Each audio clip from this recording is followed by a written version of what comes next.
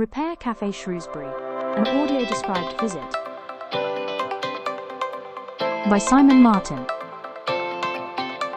for East Shropshire Talking Newspaper. Shrewsbury Repair Café meets on the third Saturday of the month between 10 a.m. and 2 p.m. It's held at the United Reformed Church near the English Bridge.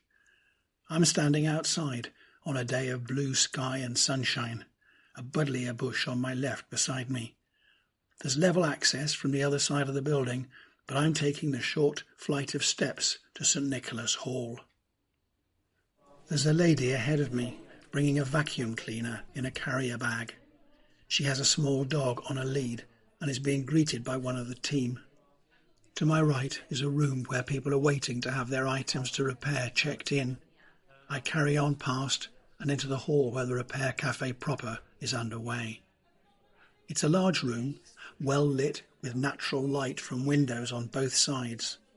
The immediate impression is of a friendly, welcoming place with a buzz of conversation. On the left, an A board with a list of items for repair this week. A tick next to the ones already fixed. Kettle, radio, mixer, clock, coat. In front of me, a table with items waiting to be mended and the reception team filling in the forms to attach to objects on their journey through the cafe. To my right, the table with teas, coffee and cake. The cafe part is staffed by members of the church congregation. There's no charge, though donations to cover costs are welcomed. Ranged around the room, any number of volunteer fixers surrounded by their tools and equipment. In the middle of the space, a large, low table with seats all around. It's the social hub of the place, where folk are waiting for things to be repaired and enjoying a cuppa and conversation. In winter, the cafe is a designated warm space. It is okay to come for company and cake as it is to have something fixed.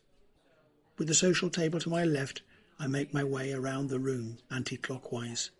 First up, on my right, is the textile team with fabrics, needles, threads and sewing machines. Ruth is carefully stitching pale purple cashmere. Some of these lovely turtle dove fingerless mittens. Beautiful purple colour. But the owner has just been, because I know her daughter's come to help at the Repair Café, and so she's taken the repaired ones back. These are what she was wearing. So we're talking about mending them quickly before the holes get any bigger. Sounds like preventative. At the other end of Ruth's table, Jules is doing one of her decorative, visible repairs, stitching the back pocket of a pair of denim jeans. Yes, somebody's obviously losing their loose change out of their back pocket, so right. we've just put a patch behind it and then woven it in. One of your visual... Yes, it is, yeah. Here we've got a sample of some others that I do, some colourful weaving, or if it's a child's garment, maybe to... I'd like one of those. Yeah, it's the Up House from Walt Disney. Yes. A little dog or flowers, stars, anything really that appeals to the person. And you embroider that over the repair that you've done? Yes, yeah. So it's reinforced behind, repaired, then has the embroider on the top. So hopefully it should hold. Viv nods to me. She's about to fire up her sewing machine. Time to move on.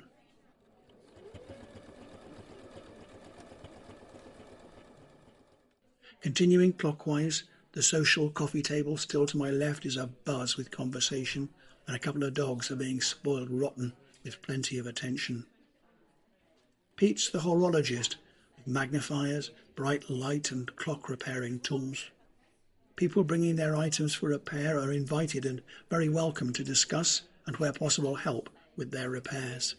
So what we have here, Linda has brought in a lovely little, I suppose, mantle clock, really, isn't it? A lovely little mantle clock that's got a quartz movement inserted in it. We've found out that actually it's just the battery needs changing, so we've advised her where to go and get that changed.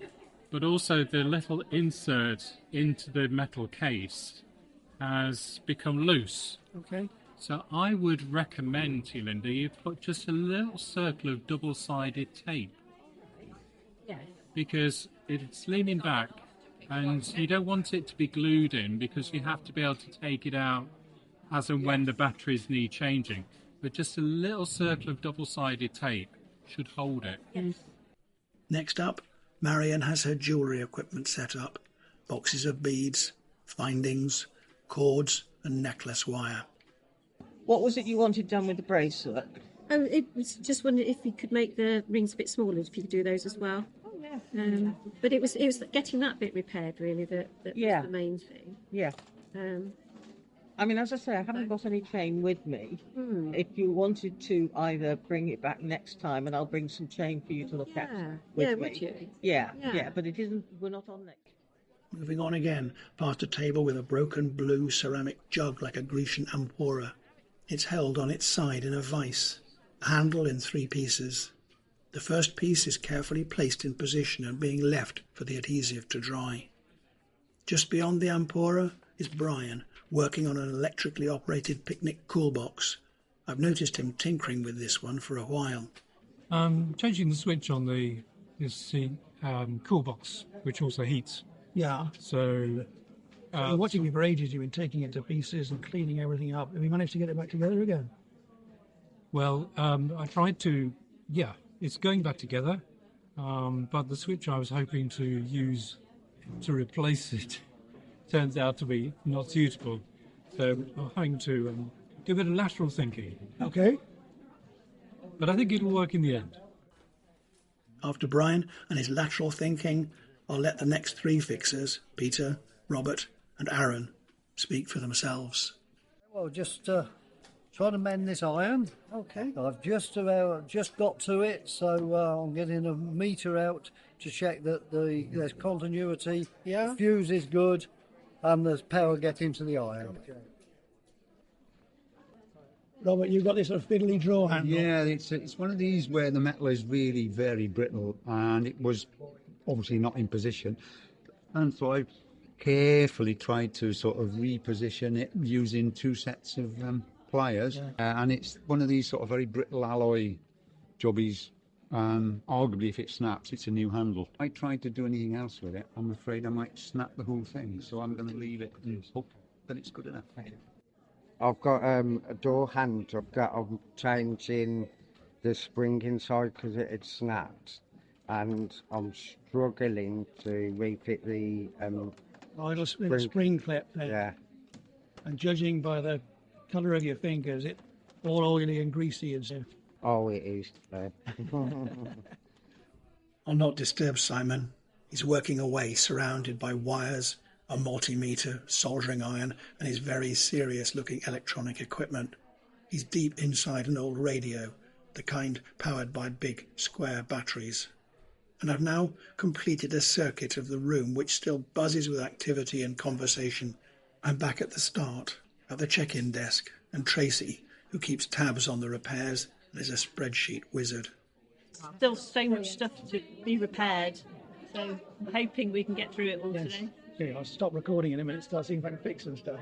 Yeah. That's telling me. Stop audio recording and get back to mending things.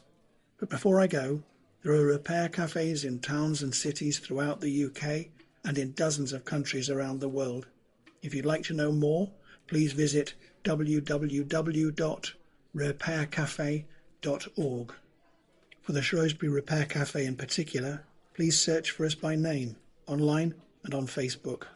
Repair cafes are friendly places, so never be afraid to ask for any assistance you might need.